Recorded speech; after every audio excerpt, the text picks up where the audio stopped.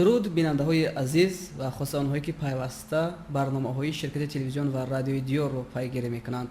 ҳамасола дар кишвари мо 11 март ҳамчун рӯзи матбуот таҷлил мегардад ва таҷлили ин сана ба нашри нахустин шумораи рӯзномаи тоҷикӣ асос мегирад ва бояд қайд намуд ки 11 марти соли 1912 бо ташаббуси як гурӯҳ равшанфикрон нахустин шумораи рӯзномаи тоҷикӣ Бухорои Шариф ки нашр шуд ва дар даврони ҳисоби истиқлолӣ санаи нашри ин рӯзнома ҳамчун рӯзи матбуоти тоҷик таҷлил мегардад ва дар ин рӯз мо тасмим гирифтем то суҳбате дошта бошем бо сардори дафтари матбуоти раиси шаҳри Хуҷанд алочи матбуот Маъмур Юсуфзод ва шуморо сароғоз хушомадед мегӯем ба студия ва мехостам ки сароғоз бобати расонаҳои шаҳр ҳарф мезадед ва бобати мавқеи онҳо дар фазоили иттилоотии шаҳри Хуҷанд. Ташаккур. Бо ба даст овардани истиқлолияти давлати ҷумҳурии Тоҷикистон имрӯз ба шарофати сиёсати раиятпарварона ва густурдаи пешрои муаззами миллат муҳтарам Эмомалӣ Раҳмон дар ҳама самтҳои хоҷагии халқ аз ҷумла дар матбуот имрӯз хушбахтона дар шаҳри Хуҷанд 8 адад телевизионҳои хусусӣ маҳаллӣ фаъолият доранд. ҳамчунин 7 адад радиоҳои мустақил фаъолият доранд. ман гумон мекунам ки чунин номгӯ фаъолият доштан дар як шаҳр дар як маркази маъмурии вилоят на фақат дар Тоҷикистон балки дар минтақа назир надорад. чунин як фаъолияти густурда тамоми расонаҳои маҳаллӣ ба хусус маҳаллӣ дар ҷомеаи демократӣ шоистаи таҳсин аст. ин аз файзи истиқлолият аст. гузашта аз ин тамоми телевизионҳои давлатӣ ва вилоятӣ ҳамчунин радиоҳои давлати вилоятӣ барои шаҳрвандон барои шунавандагон барои бинандагони шаҳри бостонии Хуҷанд барои меҳмонони он дастрас аст. ин аз он шаҳодат медиҳад ки имрӯз фазои иттилоотии шаҳри бостонии Хуҷанд пурра таъмин аст бо ахбори маҳаллӣ дохилӣ ва ҷумҳуриявӣ. ташаккури зиёд.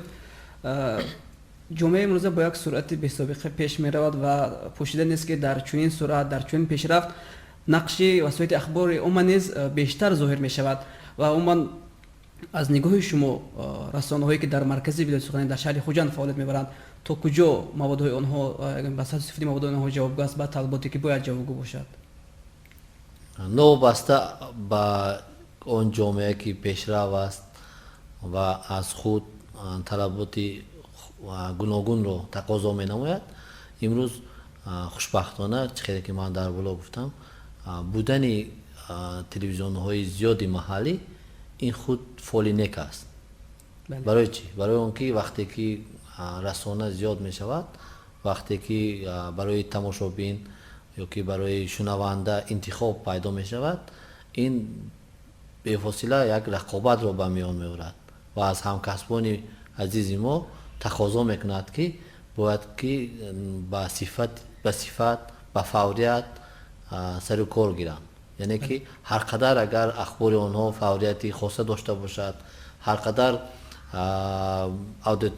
барои аудиторияи худ барномаҳои баландмазмун пешниҳод кунанд онҳо як муддат як фаъолияти густурдаро дар шаҳр роҳандозӣ мекунанд ва дар радабандӣ байни телевизионҳои маҳаллӣ мавқеи муҳимро ишғол мекунанд. аз ин дидгоҳ онҳо метавонанд ки дар бозори реклама низ рақобати ҷиддӣ ба миён омадааст як мавқеи хосро ба даст оранд ва табиист ки аз тамоми ҳамкасбони мо аз тамоми он журналистоне ки дар ин расонаҳо фаъолият мебаранд мусаллаҳ будан бо донишҳои муосири замонавӣ омода бошанд ва ҳар як ахборе ки ҳар як маводе ки ҳар як барномае ки дилхоҳ шакли гузориш бошад таҳия ва пешниҳод мекунанд аз онҳо пеш аз ҳама зиракии сиёсӣ пеш аз ҳама дидгоҳи касбӣ тақозо менамояд ва онҳо кӯшиш мекунанд ки ба ин васила чихеле ки гуфтам тамошобини худро از دست ندهند یا که بیشتر تماشابین رو به خود جلب کنند. از 8 تلویزیونی که در شهر خوجند فعالیت دارد 6 تلویزیون بیوسته برنامه‌های اطلاعاتی دارد. وقتی که بیننده اخبار این یا آن تلویزیون رو مقایسه میکند با سطح کسبیت ردکسی اون تلویزیون بها میدهد که آنها تا کدام اندازه واقع بینانه اخبار رو انعکاس میکنند و تا کدام اندازه مشکلات مردم رو به مقامات یا مقامات رو به مردم میرسونند. و این مسئله هم با استفاده بردن از اصول تکنولوژی نوین آنها میتوانند که سگمنت خود را در بین تماشابینان در بازار طلبات به دست آورند. واقعا درست قید نمودید که یعنی که فعالیت نمودن رسانه‌های زیاد در مرکز ولایت برای آدیتور، برای تماشابینان، برای بینندگان هم امکانی وسیع انتخاب رو فراهم آورد و هم امکانی مقایسه کردن رو، یعنی که اونها برای خود انتخاب میکنند که باید بیشتر کدام برنامه ها رو که تماشا کنند و قضاوت و گویم که بهاگذاری این حوال میشد به آدیتوری که هست، اونها بگذار بهاگذاری کنند که تا کجا به طلبات جوابگو است. چیز دیگر این است که سال جاری مطبوعات تاجیک 108 سال میشه که از تاریخ تشکل و تأسیس و فعالیت آن 108 سال سپری می شود. اگر همین گونه بگیریم رسانه‌های ما تا کجا کوشش میکنند که به طلبات‌های بین المللی، به طلبات‌های جهانی جوابگو باشند، اگر در مثال رسانه‌های مرکزی ولایت بگیریم این مسئله رو. وقتی که ما اگر با صفت برنامه‌ها با اصول پیشنهاد شکل پیشنهاد آن بها دهیم، بی‌شبهه ما میتوانیم که گوییم که آنها تا اندازه نسبتاً به دیگر منطقه‌های کشور شرفیاب شدند. آنها پیشرفت هستند. چه تلویزیون‌های ولایت، چه دیگر تلویزیون‌های محلی که در قلمرو شهر خوجند فعالیت دارند. این جای بحث نیست. اینا همکسبان ما از مرکز اعتراف کردند که واقعاً هم برنامه‌های سازنده که از جانب همکسبان ما در تلویزیون‌های محلی، در تلویزیون ولایت منظوری تماشابین گردانده میشد، باعث دستگیری است که با شکل و اصول نه شخص شده و که خصوصا در تلویزیون محلی ما میبینیم با شکل نوی پیشنهاد میشود که امروز در خوری تماشابین است. گذشته از این در برابر این دستاوردها هستند بعضی معما مشکلاتی که بنابر نارسایی کادری یا که تکنیکی دیگر عامل ها همکسبان ما در تلویزیون های محلی نمیتونن اون که طلبی تماشابین امروز است خانه سازن. شما واقعا درست قید نمودید در مورد موقع شبکه اجتماعی و ما بعداً در این باره باز علاوه اندیشه‌رانی خواهیم کرد و اگر همین گونه بگیریم فعالیت بردن 8 تلویزیون در مرکز ولایت این خود یک فضای رقابت است که آنها را وادار میکند که تو با سطح و صفتی برنامه خود بیشتر دقت دهند و موادهایی که مثلا با آدیتور امروزه به تماشابین به بیننده امروزه ضرور است پیشنهاد نمایند و اکثریت بر آن نظرند که من بعد رشد اینترنت موقع رسانه‌ها را تا جای تنگ میکند و احتمالیت از بین رفتن حتی نشریه‌های چاپی نیز هست و من نظری خصوصی شما بابت این مسئله، یعنی که تا کجا این چیز امکان دارد و برای امین ماندن از این تهدیدها رسانه‌ها را چی ضرور است؟ من گمان میکنم که حالا 10 ساله ها حتی 20 ساله ها وقت است که این نشریه ها، این رسانه ها موقع خود را در بازار اطلاعات مستحکم کرده توانند. ما میخواهیم نمیخواهیم نشریه در هر دور زمان، من شما یادآور شدید زیاده از 108 ساله نزدیک 110 سال ما تاریخی مطبوعات داریم. این از اون گواهی میدهد که یگان دور زمان نشریه، گازیته یا اینکه کتاب موقع تلویزیون یا که دیگر نمود الکترونیکی رو تنگ کرده نمیتونه یا برعکس اون رسانه ها گفتین شبکه اجتماعی موقع این رو تنگ یا بپورگی از بازار برآورده نمیتونند. برای چی؟ برای اینکه تا حال بعضی قسمت های هستند که ба ҳамин намуди расона якум таваҷҷӯҳ надоранд, эътимод надоранд, дуюм ин ки дастрасӣ надоранд. аз ин дидгоҳ вақте ки он матолибе ки дар наштия чоп мешавад он умри хеле зиёд дорад. яъне ки василаи таъсиррасонӣ агар телевизион пурқувват дар як лаҳза бошад, василаи таъсиррасонии наштия то садсолаҳо меравад. ин моли таърих мешавад ва тамоми муаррихон бо яъне истифодаи ин сарчашма барои онҳо хеле дастрас аст. аз ин дидгоҳ боз ҳам сухан дар бораи касбияти кормандони расонаҳо меравад ки онҳо бо такмили дониш, бо густурда фаъолият намудан ва пурқувват намудани ҷанбаҳои фаъолияти худ бо аслиҳаҳои муосир, онҳо метавонанд боз доираи хонандагони худро тавсея бахшанд. имрӯз хушбахтона аксарияти хонандагон, аксарияти умуман мардуми мо то ҳол ба шабакаҳои иҷтимоӣ эътимод надоранд, лекин як матлабе ки дар расона чоп мешавад онҳо бештар таваҷҷӯҳ мекунанд.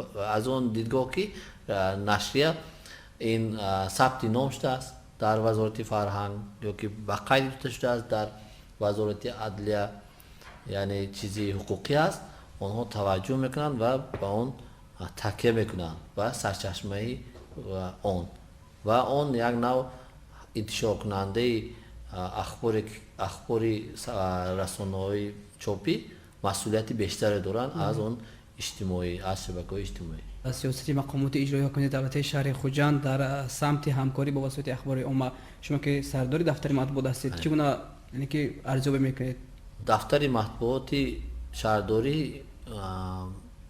сиёсатеро рӯи даст гирифтааст ки ҳадаф пуле будан байни мақомот ва расонаҳо ва табиист ки расонидани иттилои дақиқ ва фаврӣ. дар ин самт мо дар чанд самт бо ҳамкасбони мо чӣ рӯзномаҳо, чӣ телевизион, чӣ радио, чӣ дигар намояндаҳои расонаҳои ҷумҳуриявӣ, вилоятӣ ҳамкорӣ васеъ баромондаем. он бо якчанд шакл сурат мегирад.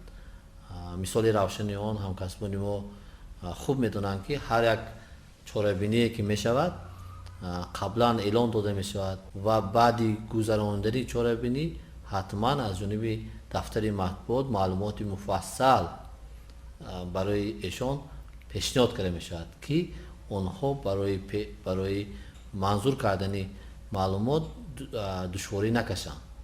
баъдан мо ба фаврият таъмин шавад.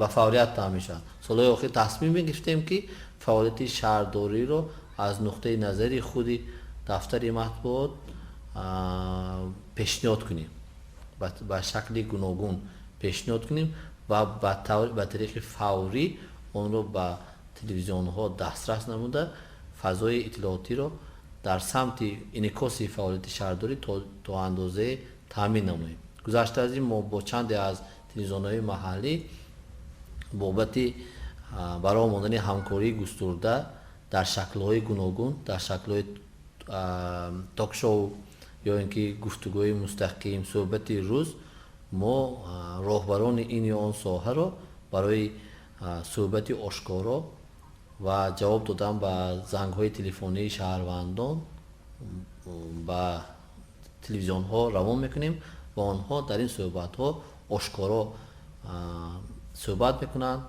ба шаҳрвандон саволҳои онҳо ҷавоб медиҳанд.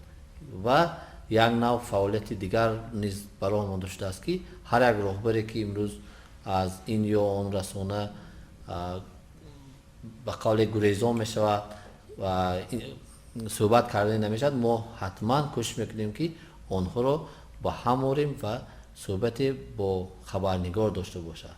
зеро ки ҳар мушкилот, ҳар як муаммое ки пеши рӯи хонанда, пеши рӯи тамошобини он расона гузошта мешавад, бояд ҳатман ҷавоби он дода шавад.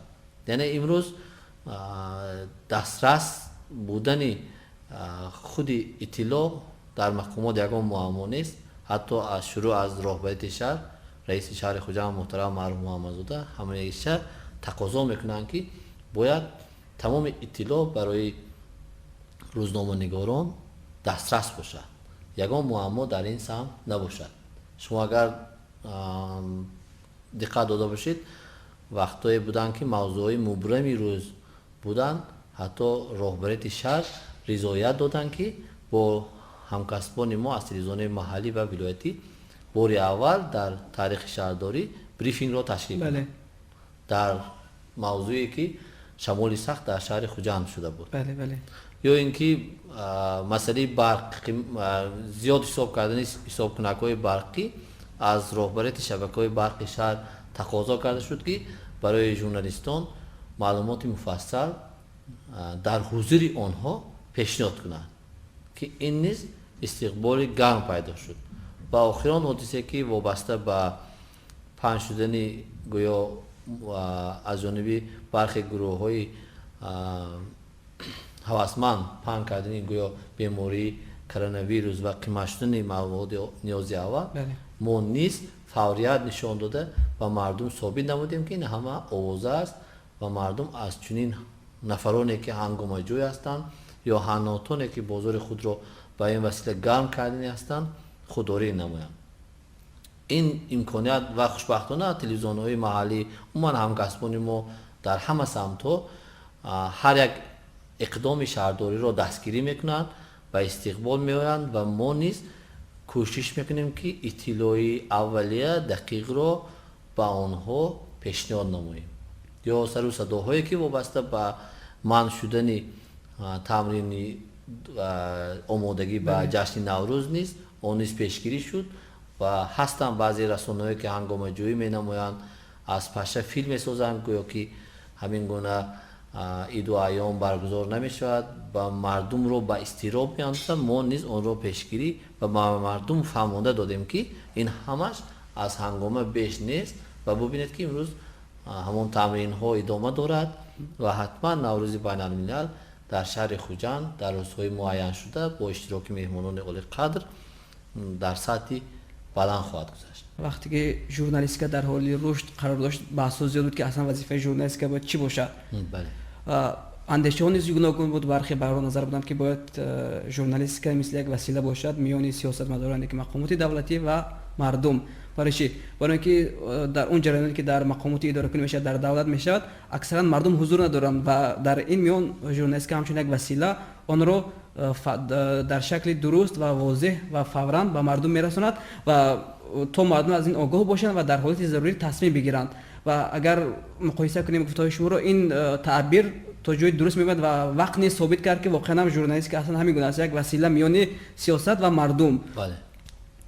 و در صورت اون که این سیاست درست برآمده نمیشود که اگر در این ساحه نفرانی صاحب ملکه، صاحب تجربه، صاحب تخصص، نفرانی با تجربه فعالیت برند و عموما بهای شما با ملکه و کسبی نفرانی که امروز فعالیت میبرند که نفرانی که جوان هستند که نفرای سابقه دار تا کجا مثلا اونو کوشش میکنن که همقدم زمانه باشند، استفاده کنند از وسیله های زمان امروز و با مردم اطلاعات درست و سری وقتی رو دسترس کنند. بله.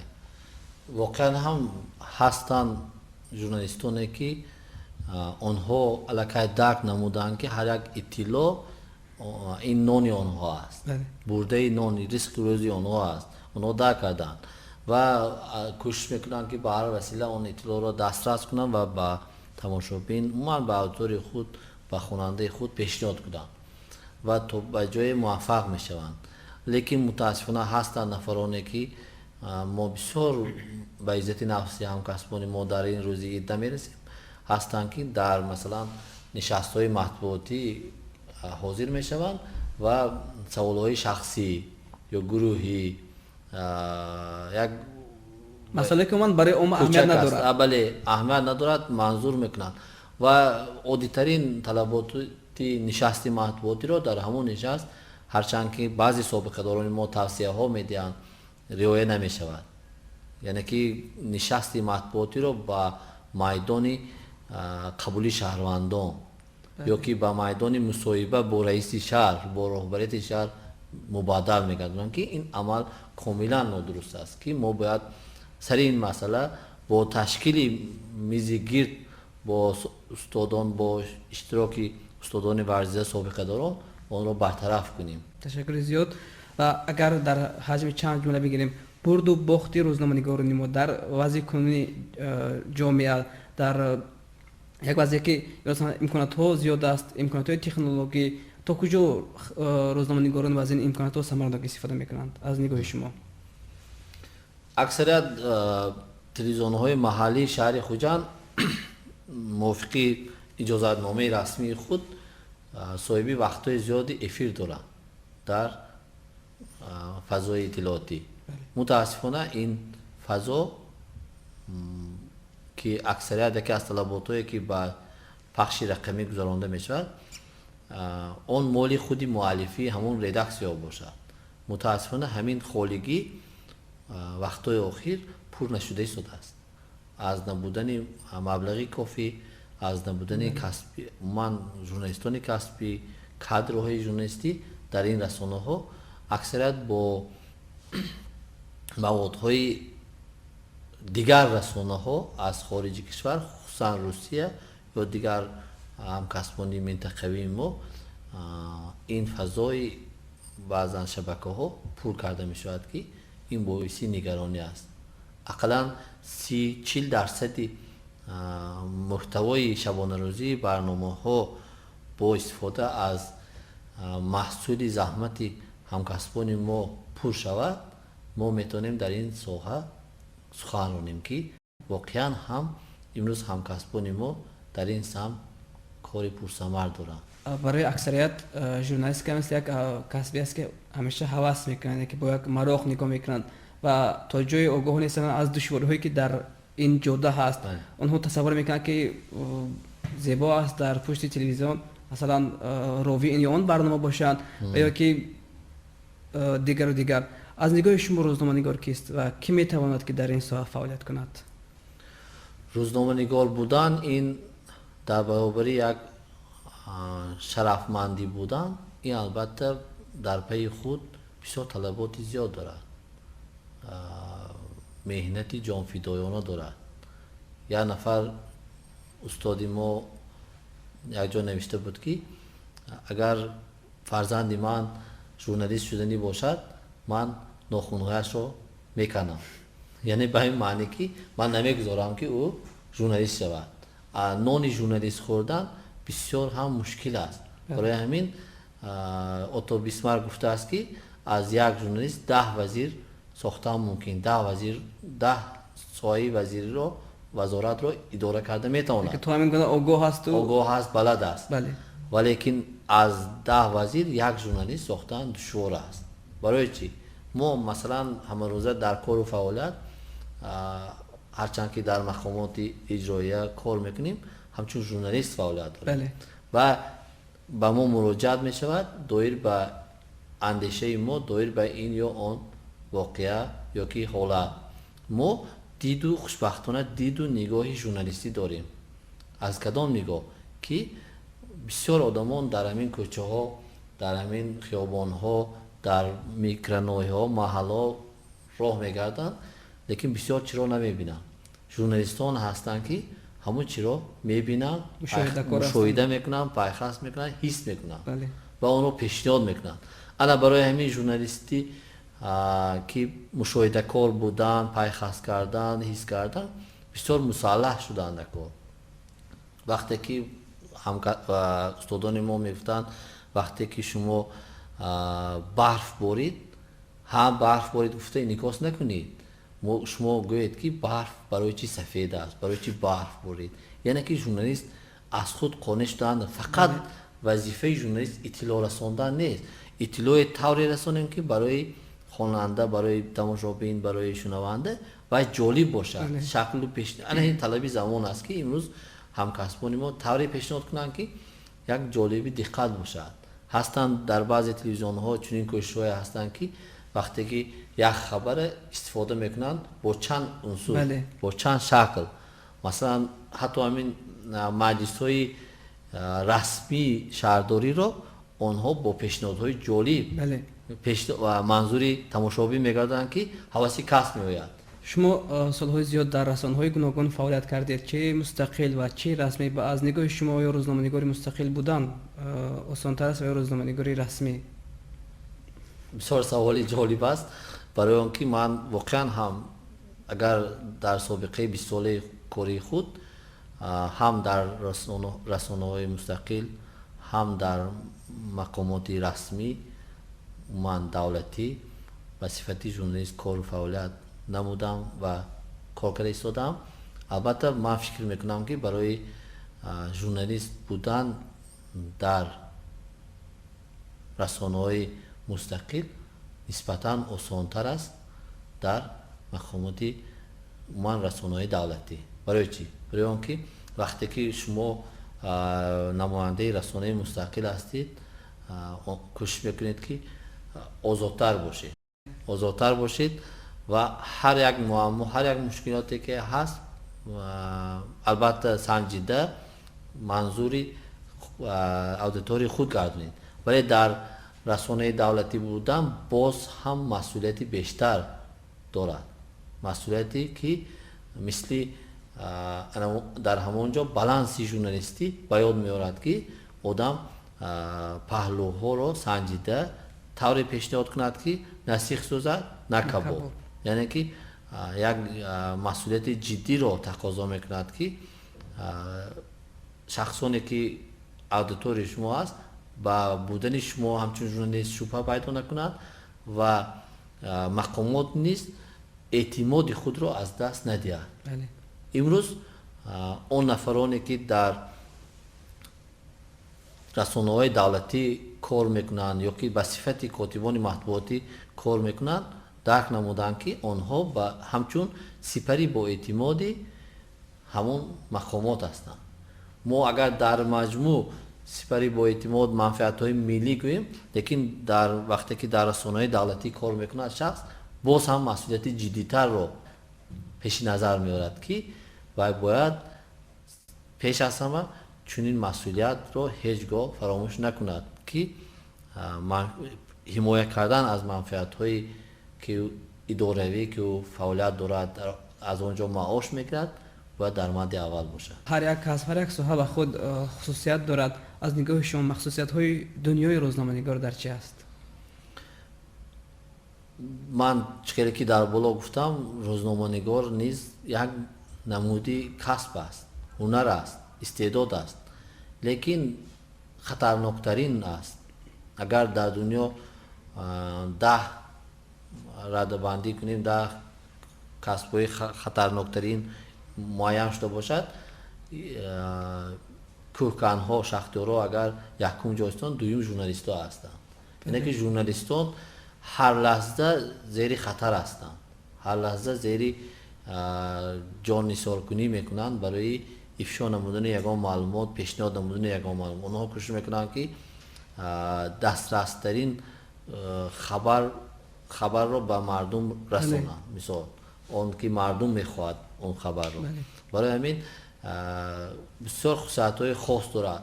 журналист ҳақ надорад ки манфиатҳои ғаразӣ, гурӯҳӣ, шахсии худро бо истифода аз қалами худ ба аудиторияи худ таҳмил намояд. яъне ки масъулият хусусиятҳои хос дорад. журналист ҳақ надорад ки дурӯғ гап занад, яъне нодуруст баён кунад. ҳар он чизе ки журналист мегӯяд, мардум ба ӯ эътимод дорад, бовар дорад. ва он гуфтем ки набояд ба ғаразҳои шахсӣ, гурӯҳӣ, кина, адоват махлут бошад. он бояд орӣ аз ҳама чӣ бошад, бояд дар пояи касбият пешниҳод шавад. ҳар як давра, ҳар як замон махсусиятҳои худро дорад ва яке аз вижагии садаи 21 ин рушди густурдаи илму техника аст ва дар ин раванд мо мушоҳида мекунем ки сол то сол мавқеи шабакаҳои иҷтимоӣ низ дар фазои иттилоотӣ густариш меёбад. вале чизи дигар нигаронкунанда ин аст ки аксаран ин шабакаҳо моли касое шудааст ки одатан аз меъёрҳо огоҳ нестанд ва ҳамин гуна барои завқи худ ҳар гуна иттилоотеро новобаста аз он ки воқеият дорад ё надорад ба самими мардум мерасонанд ва боиси таассуф аст ки иддаи зиёди мардум ҳам фирифтаи ин маълумотҳо мешаванд ва шумо ҳамчун як фаъоли шабакаҳои иҷтимоӣ мехостам сар ин мавзӯъ каме равшани меандохтед.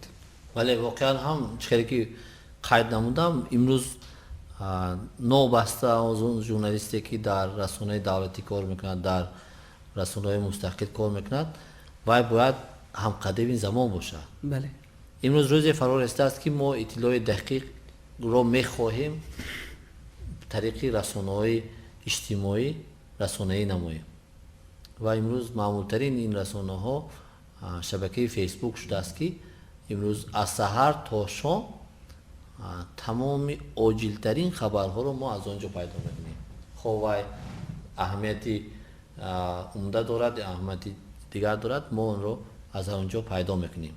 هستند گروه‌های تصادفی که با عادی‌ترین معیارهای کسبی استفاده بری مواد رعایت نمی‌کنند. بله. من مثال‌های مشخص میگم، حتی معلومات‌های رسمی که از جانب ما پیشنهاد میشن بعضی ناآگاهان گرفته آن را چون مال خود و اوتار خود و گروه خود و گروه فیسبوکی خود پیشنهاد میکنن که این عملی غیر قانونی است که جواب قانونی. بله، چی صورت چه هر مواد انتشار شده آن حقوق‌های معرفی خود را دارد. بله.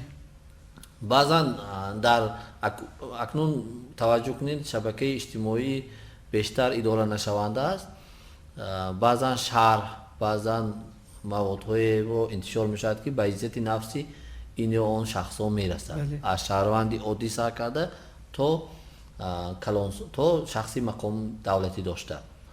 من همین معماهای وجود دارد که ما رو تا اندازه مسئولیت ما رو بسیار هم وزنی نموده است که ما باید به هر یک چنین نفران فهمانیم که خواهیم نخواهیم شبکه اجتماعی هم این رسانه است. حتی یک استاد ما سیاف میزرا پیشنهاد نمود که رسانه‌ای که از 2000 زیاد یا 3000 زیاد گروه اعضا دارد، گروه هایی که اعضا دارد، او باید چون رسانه اعتراف شود و قید گرفته شود. برای چی؟ برای اون که وقتی که تنظیم می شود، وقتی که به قید گرفته می شود، ما خواهیم نخواهیم مسئولیت رو ما سر و کار میگیریم. بله. مسئولیت شناسی به میان میآید. بله. و چیزی دیگر است که امروز در برابری رشد تکنولوژی اطلاعاتی هستند که دشمنان با استفاده از همین تکنولوژی به ملت و شهروندان ما تاثیر منفی میرسونند. این از ما زیرکی سیاسی رو طلب میکنند. بله.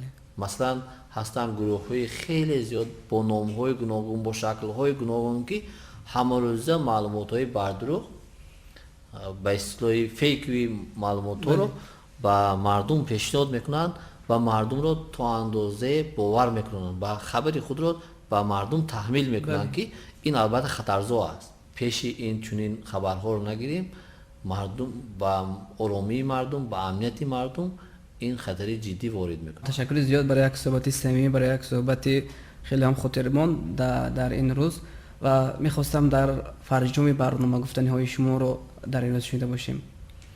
تشکر زیاد رستم بیگ. قبل از همه برای دعوت، برای تشکیل چنین صحبتی آشکارا و صمیمی و رهبری شرکت تلویزیونی دیار نیز منت داریم بیان میکنم که واقعا هم ما در قطار دیگر تلویزیون ها با تلویزیون شما همکاری متقابلی سودمند داریم. بله. و برای ادامه من بعد این همکاری ها البته هوسمند هستیم که آینده اون را رشد میبخشیم و با استفاده از فرصت من و تمام من همکسبان خود را، چی رسانه های چاپی، چی تلویزیون، چی مطبعه، چی من روزنامه‌نگارانی که در کدام سطح کار و فعالیت دارند با ایدی کسبیشان صمیمانه مبارکباد میکنم. ما خوشبخت از اون هستیم که هستند بعضا کسبانی که روزی کسبی ندارند. بله. لیکن ما به شرافت استقلالیت دولتی 11 مارس با سبب اون که اولین روزنامه تاجیکی بخارای شریف نشر شده است، زیاده از تاریخی 100 ساله دارد، موعد کسبی را جشن میگیریم. این یک هدایت، این یک غمخوری از جانب دولت و حکومت برای روزنامه‌نگاران است. و محض به شرافت استخبارات دولتی امروز تمام میدان فعالیت با ژورنالیستان گسترده است، امکانات های فراخ است. ژورنالیست هر جایی که می رود صاحب احترام است، عزت است. آرزو میکنم که همکسبان ما باز نیز در سمت بلند برداشتن عزت و احترام خود، در سمت باز مسئولیت حس نمودن در آینده نیز کوشش میکنند و جشن عمومی ملی 30 سالگی استقلالیت دولتی جمهوری تاجیکستان را با دستاوردهای ارزنده در قطار دیگر کسب و کار گوناگون عموم خواجگی خلق سزاوار سربلندانه استقبال مینماید. بیننده‌های عزیز، ما صحبتی داشتیم در این روز، یعنی که بخشیده به روز مطبوعاتی تاجیک که همه سال 11 مارس در سرتاسر کشور با شکوه و شامتی خاص تعجیل می‌گردد و امید می‌کنیم که من بعد نیست روزنامه‌نگاران تاجیک با حس مسئولیت در رشد و پیشرفت کشور سهم ارزنده خود را گذاشته در بلند برداشتن تفکر جامعه موقع خود را می‌گذارند و با آنهایی که در این روز عید دارند ما بار دیگر روزگاری آسوده، خاندان آباد و تمام خوشی‌های عالم را تمنا داریم. تا برنامه‌های آینده سربلند و سلامت باشید.